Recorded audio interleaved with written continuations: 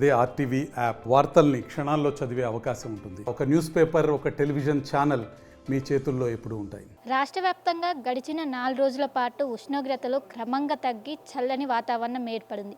పలు చోట్ల తేలికపాటి వర్షాలు కూడా కురిశాయి. కానీ ఈరోజు ఉష్ణోగ్రతలు సాధారణ స్థితికి చేరాయి. రాష్ట్ర వ్యాప్తంగా కూడా ఉదయం 9 గంటల నుంచే ఎండలు విపరీతంగా కొడుతున్నాయి. రానున్న రోజుల్లో వెదర్ ఏ విధంగా ఉండబోతుంది? దీని గురించి మనతో మాట్లాడడానికి ఐఎండీ ఆఫీసర్ ధర్మరాజు గారు ఉన్నారు. వారితో మాట్లాడదాం. సార్, 3 రోజుల పాటు చాలా కూల్గా ఉంది వాతావరణం. మళ్ళీ ఈరోజు 9 గంటల నుంచి ఎండలు స్టార్ట్ అయినాయి. ఎన్ని డిగ్రీల మేర ఉష్ణోగ్రతలు నమోదవుతున్నాయి? ప్రస్తుతం తెలంగాణ రాష్ట్రంలో కనుక వాతావరణ పరిస్థితులు కనుక చూసుకున్నట్లయితే గత 2 రోజులుగా ఏర్పడినటువంటి ద్రోణి, మళ్ళీ గాలిలోని అనిశ్చితి, వీటికి అనుగుణంగా ఆవర్తన ప్రభావం ఏవైతే ఉందో ప్రస్తుతం రాష్ట్రం నుంచి కొంచెం ఎడంవైపుగా మూవ్ అయిందనే చెప్పాలి. ప్రస్తుతం ఇది కొమరన్ ఏరియా నుంచి నార్త్ ఇంటీరియర్ కర్ణాటక మీదుగా తమిళనాడు మరియు మళ్ళీ అగైన్ సౌత్ ఇంటీరియర్ కర్ణాటక మీదుగా ఇది ప్రస్తుతం కొనసాగుతూ ఉంది. దానివల్ల మనకి రాష్ట్రంలో పర్టికులర్గా తెలంగాణ రాష్ట్రంలో కనుక చూసుకున్నట్లయితే పొడిబారిన వాతావరణం అయితే ఉంటుంది. ఈ పొడిబారిన వాతావరణం వల్ల ఎండ తీవ్రత అనేది క్రమేపీ పెరిగే అవకాశం అయితే కనిపిస్తుంది. రానున్న 2 రోజులు కూడా ఈ యొక్క ఉష్ణోగ్రతల తీవ్రత అనేది 2 డిగ్రీల నుంచి 3 డిగ్రీలు, అంటే ప్రస్తుతం 36 నుంచి 40 డిగ్రీల అంచనా వరకు వేస్తున్నాము. రానున్న 2 రోజుల్లో ఈ యొక్క ఉష్ణ తీవ్రత అనేది 40 నుంచి 42 డిగ్రీలు, అక్కడక్కడ మరి ముఖ్యంగా ఉత్తర తెలంగాణ జిల్లాలో ఉన్నటువంటి ఖమ్మం, భద్రాచలం మరియు నల్గొండ, ఈ యొక్క పరిసర ప్రాంతాల్లో, రామగుండం, ఈ యొక్క పరిసర ప్రాంతాల్లో ఈ యొక్క టెంపరేచర్స్ అనేవి స్వల్పంగా 2 డిగ్రీలు పెరిగే అవకాశాలు అయితే ఎక్కువ కనిపిస్తున్నాయి. ఇప్పటివరకు గరిష్టంగా ఉష్ణోగ్రతలు 43 డిగ్రీల మేర నమోదయ్యాయి.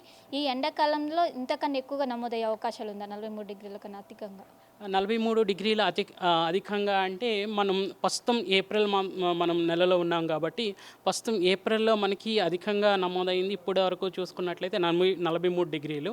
ఇది రానున్న రోజుల్లో మే నెల వచ్చేసరికి క్రమేపీ ఈ యొక్క ఎండ తీవ్రత అనేది పెరుగుతుందనేది స్పష్టంగా కొంచెం ఒక సిగ్నల్స్ అయితే మనకి కనిపిస్తున్నాయి. గత సంవత్సరంలో ఎండాకాలంలో వర్షాలు అనేవి ఎక్కువగా కురిసాయి, కానీ ఈ సంవత్సరం ఎక్కువ కూడా వర్షాలు కురవలేదు. ఎందుకని? కారణాలు ఏంటి? ప్రస్తుతం ఉన్నటువంటి వాతావరణంలో ఉన్నటువంటి మార్పులు, అప్పటికప్పుడే చల్లటి వాతావరణం, అప్పటికప్పుడే పొడిబారిన వాతావరణం అనేది ప్రస్తుతం చూస్తూ ఉన్నాము. ప్రస్తుతం ఇంకా ఈ సీజన్ ఇంకా కొనసాగుతుంది కాబట్టి రానున్న రోజుల్లో కూడా ఈ యొక్క వర్ష యొక్క తీవ్రత అనేది కొన్ని చోట్ల పర్టికులర్గా విదర్భ ఈ యొక్క ఏరియాస్లో మనకి పడుతుందనే అవకాశాలు అయితే ఎక్కువ కనిపిస్తున్నాయి. జనరల్గా ఈ సంవత్సరం వానాకాలంలో కూడా తక్కువ వర్షాలు నమోదయ్యాయి. ఇప్పుడు ఎండాకాలంలో ఎక్కువగా వడగాలకు సంబంధించిన వర్షం కూడా పడుతుంది. అది కూడా ఇప్పటి వరకు ఎండాకాలం స్టార్ట్ అయ్యి ఇప్పుడు ఏప్రిల్ నెలలోకి దాదాపు ఎండింగ్లోకి వచ్చాం. అయినప్పటికీ ఇప్పటికి కూడా ఎక్కడ కూడా పడలేదు. కేవలం తేలికపాటి మాత్రమే పడ్డాయి. ఎందుకని ఎల్నినో ప్రభావం ఇంకా కొనసాగుతుందా ఏంటి? ప్రస్తుతం కనుక చూసుకున్నట్లయితే ఉష్ణోగ్రతల తీవ్రత అనేది స్పష్టంగా కొన్ని చోట్ల అధికంగా 43 డిగ్రీలు అనేది మనం చూసాము. ఎప్పుడైతే అధిక ఉష్ణోగ్రతల తీవ్రత ఉందో గాలిలో ఉన్నటువంటి మాయిశ్చర్, తేమ అనేది కూడుకొని మనకి అక్కడక్కడ వర్షాలు కూడా పడడం, కొన్ని చోట్ల వడగళ్ల వాన అనేది కూడా మన తెలంగాణ రాష్ట్రంలో కొన్ని జిల్లాల్లో మనం చూసాము. ఈ ప్రస్తుతం మనం ఏప్రిల్ 14 తేదీన ఉన్నాం కాబట్టి ఇంకా 15 రోజులు ఈ యొక్క మంత్ అవ్వడానికి ఇంకా ఛాన్సెస్ ఉన్నాయి కాబట్టి ఈ యొక్క 15 రోజుల్లో కూడా మనకి పడే ఛాన్సెస్ అయితే కనిపిస్తున్నాయి. ప్రస్తుతం చూసుకున్నట్లయితే రానున్న 3 రోజులు కూడా తెలంగాణ రాష్ట్ర వ్యాప్తంగా కూడా ఎండ తీవ్రత అనేది క్రమేపీ పెరిగే అవకాశాలు అయితే ఎక్కువగా కనిపిస్తున్నాయి. హీట్ వేవ్కి సంబంధించి ఏమైనా అలర్ట్స్ ఇస్తున్నారా? ఎక్కడ ఎక్కువగా ఉండే అవకాశాలు ఉన్నాయి? ప్రస్తుతం చూసుకున్నట్లయితే రాష్ట్రంలో ఎల్లో అలర్ట్ అయితే కొనసాగుతుంది. ఈ యొక్క ఎండ తీవ్రతను క్రమేపీ ఎప్పటికప్పుడు మెజర్ చేస్తూ కూడా ఈ యొక్క తీవ్రతకి సంబంధించినటువంటి కలర్ అనేది మేము ఇండికేషన్స్ ఎప్పటికప్పుడు ఈ యొక్క తెలంగాణ రాష్ట్ర ప్రభుత్వానికి తగ్గ చర్యలు తీసుకోవడానికి అనుగుణంగా మేము మా యొక్క కార్యకలాపాలు కొనసాగిస్తూ ఉంటాము. ఈ ఎండ తీవ్రత ఎక్కువ ఏ సమయంలో ఉంటుంది? ఏ సమయంలో బయటికి రావద్దు ప్రజలు?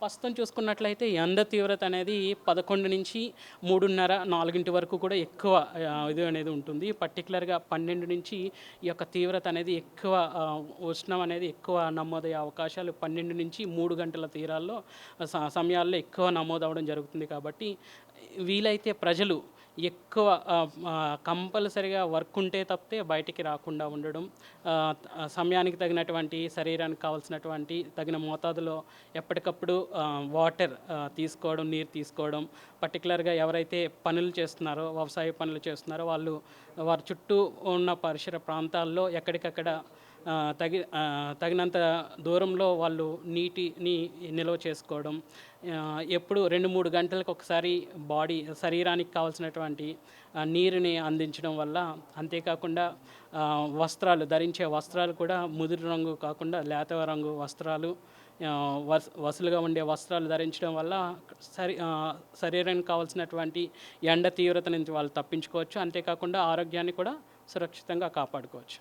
జిహెచ్ఎంసీ పరిధిలో ఏ ఏరియాలో ఎక్కువ ఉష్ణోగ్రతలు నమోదవుతున్నాయి? ఇప్పటి వరకు రాత్రిపూట కూడా ఉష్ణోగ్రతలు క్రమంగా తగ్గాయి, మళ్ళీ ఇప్పుడు పెరిగే అవకాశం ఉంది.